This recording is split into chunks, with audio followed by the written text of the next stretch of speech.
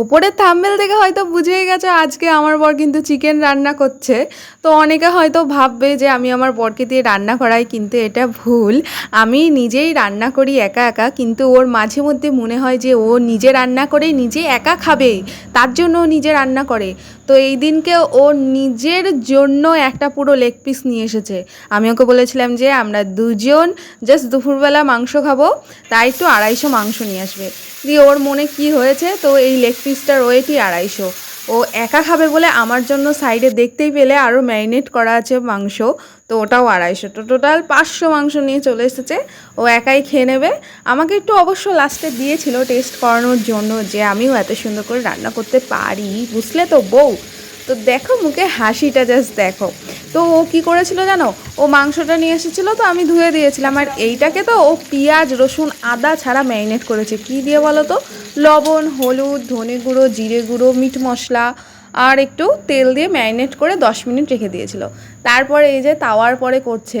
তো কড়াই আছে আমার কাছে, ননস্টিকের প্যান আছে বাড়িতে, কিন্তু নিয়ে আসা হয়নি। বেশি দিনের জন্য তো আসেনি এখানে, বেশি দিনের জন্য কোয়ার্টারটা মানে হবে না, কারণ অন্য জায়গায় চলে যাবে এরা। তো ও সকালবেলা এই চিকেন আনার সাথে সাথে কিন্তু এই আপেলটা নিয়ে এসেছে। তোমরা হয়তো আমার শর্টসে দেখেই নিয়েছো যে 80 টাকা কেজি আপেল। হ্যাঁ, এই আপেলগুলো কিন্তু 80 টাকা কেজি। বাজারে পাইকারি হারে 50 টাকা করে কেজি বিক্রি হচ্ছে, কিন্তু ওই আপেলগুলো অতটা ভালো ছিল না, তো এই আপেলটা নিয়ে এসেছে। আর এই দিকে সকালবেলা আমি ওর জন্য ডিম সিদ্ধ করেছিলাম, আর আমার জন্য একটা পড়েছিল।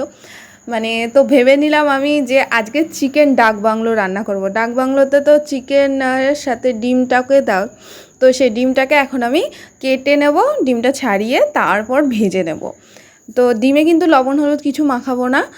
অনেক কিছু মশলা দেয়। এবার দেখো আমার কাছে মিক্সি নেই, তো আমার কাছে গুঁড়ো মশলা আর ওই আদা রসুন ওই থেতা ছাড়া আর কোনো মশলাই নেই হিসেব অনুযায়ী।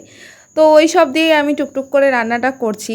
আর এই দিকে কিন্তু সুন্দর করে মাংসটা সেদ্ধও হয়ে গেছে, ভাজাও হয়ে গেছে।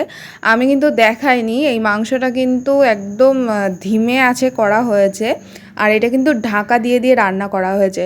কড়াইয়ে করলে কি হতো জানো তো, প্রচুর তেল লাগতো, আর মাংসটা ঠিক করে সেদ্ধও হতো না, সেটও হতো না। ওর জন্য আমি বললাম রুটি কড়াই তাওয়াটা আছে, এই তাওয়াটা করো। তো দেখো এই তাওয়াটা আমার পুরো মাংস হয়ে গেল। আমার আর একটাও করতে হবে, না হলে যেদিন যেদিন পুজো টুজো আছে সেদিন তো আমার তো একটু রুটি টুটি করে খেতে হয়। তো আর হবে না, আর একটা নতুন কিনতে হবে। ঠিক আছে, কোনো ব্যাপার নেই। তো এইদিকে দুখানা হাতা, মানে একটা খুন্তি আর একটা হাতা। এই ছোট হাতাটা দেখছো, এই হাতাটা না 10 টাকা দিয়ে কেনা হয়েছিল মেলার থেকে। তখন আমি ছোট ছিলাম, মানে তখন ওই 11-12 ক্লাসে পড়তাম। দিয়ে ওই হাতাটা কিন্তু ঘরেই ছিল, মা রেখে দিয়েছিল যত্ন করে। আর একটাও ছিল খুন্তি, সে খুন্তিটা আনেনি, এই ঝাঁঝরি হাতাটা এনেছি। এই ঝাঁঝরি হাতাটা দিয়ে কিন্তু বেশ ভালো কাজ হয়। 11 ক্লাস মানে তখন আমি তখন সালটা কত ছিল, 2016 সালে মাধ্যমিক দিয়েছি। হ্যাঁ, 2016 সাল। তো তখন কেনা হয়েছিল। দেখো তখনকার 10 টাকা, মানে এখন সুন্দর, মানে বেশ ভালো। তারপর ভেবেছিলাম যে এই তেলটা দিয়ে কিন্তু বাদবাকি চিকেনটা রান্না করব, কিন্তু তেলটা যেভাবে পুড়েছে তাই আমি রান্নাটা শুরু করে দিয়েছি। আর বর দেখো নিজে রান্না করে নিজে আগে একাই খেয়ে চলে গেল, আমাকে একটু দিল না। তো চিকেন রান্না করতে যা যা মশলা লাগে তো সেইগুলো তো দিয়ে ম্যারিনেট করেই নিয়েছি আমি এইদিকে। আর এইদিকে কড়াইয়ে জিরো ফোড়ন দিলাম, আর আমি একটু টেস্ট করে দেখলাম বেশ ভালো হয়েছে রান্নাটা। আগের দিন বলেছিলাম ভালো হয়েছে, কিন্তু লাস্টে আমি নিজেই খেতে পারিনি। আসলে মাংস কি আমরা একটু ভাজা ভাজা খাই, তো ভাজা শুধু মুখে ভালো লাগছিলো, কিন্তু ভাতের সাথে ওই মাংসটা আমার কাছে ভালো লাগছিল না। ওর জন্য আজকে আমি জোর করে আবার মাংস নিয়ে এনেছি যে আমি আজকে আলু দিয়ে রান্না করব। তো বর কি লাস্টে বললো জানো তো, আমাকে তুমি শুধু একটু ঝোল আর আলু দিও তাহলেই হয়ে যাবে। আমি বলছি আর মাংস? বলছে আমার জন্য তো আছে লেগ পিসটা। আমি বলছি বারে, ভালো তো। আমি বললাম একটু দই দিতে পারতে, আদা রসুন বাটা দিতে পারতে। দিয়ে বলছে ওটা তন্দুরি হয়ে যাবে। আমি বলছি বাহ, আমি ওসব মাংসর অত রেসিপি জানি না, আমি সাধারণ যেমন করে ঘরোয়া মাংস রান্না করে ওরমভাবে রান্না করি। তো এখানে দেখো এই যে ভাজা হচ্ছে, রান্না করে নিয়ে তো চলে গেল বর। তারপরে মোচো বউ, কাজগুলো করো।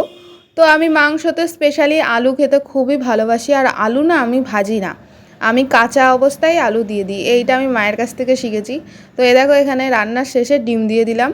দারুণ হয়েছিল দুটো রান্নাই। তোমরা কেমন হয়েছে ভিডিওটা অবশ্যই কমেন্ট করো।